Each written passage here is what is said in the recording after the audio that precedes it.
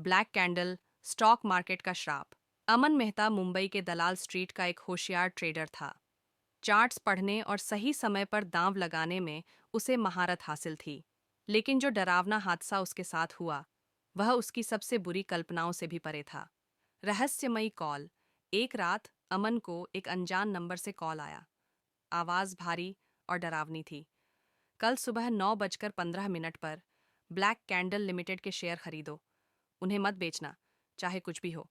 तुम अमीर बन जाओगे। अमन ने पहले कभी इस स्टॉक के बारे में नहीं सुना था। उसने इंटरनेट पर खोजा, लेकिन कहीं भी इसका नाम नहीं मिला। ऐसा लग रहा था जैसे यह कंपनी अस्तित्व में ही नहीं थी।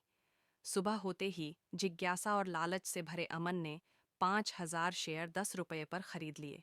और तभी चमत्कार हुआ। 9:16 बजे, 100 रुपये 10 आन बजे, 5,000 रुपये उसका पोर्टफोलियो 2,50,00,000 रुपये दिखा रहा था। अमन बेचने ही वाला था कि अचानक उसका स्क्रीन ब्लिंक करने लगा। ट्रेडिंग प्लेटफॉर्म जम गया। फिर एक मैसेज आया, तुम ब्लैक कैंडल लिमिटेड नहीं बेच सकते। उसने घबराकर फोन से बेचने की कोशिश की, लेकिन ऐप क्रैश हो गया। तभी उसने देखा कि उसके कंप्यूटर स्क्रीन में दिख रही उसकी परछाई मुस्कुरा रही थी, लेकिन वह खुद नहीं मुस्कुरा रहा था। बाजार बंद होते ही अमन की खुशी डर में बदल गई।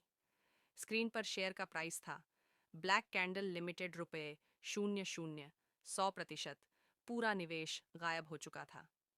अमन ने अपने ब्रोकरेज हाउस को कॉल किया, लेकिन सिर्फ सिसकियों और फुसफुसाहटों की आवाजें आईं। जब वह स्टॉक एक्सचेंज पहुंचा, तो किसी को भी ब्लैक कैंडल लिमिटेड के बारे में कुछ नहीं पता था। रात को उसके कंप्यूटर स्क्रीन पर एक अजीब मैसेज चमका, ट्रेड अभी खत्म नहीं हुई है। तभी फोन बजा। वही अनजान नंबर था।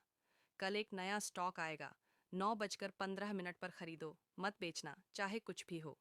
सुबह होते ही उसके अकाउंट में एक नया स्टॉक जुड़ चुका था, रेड शैडो लिमिटेड।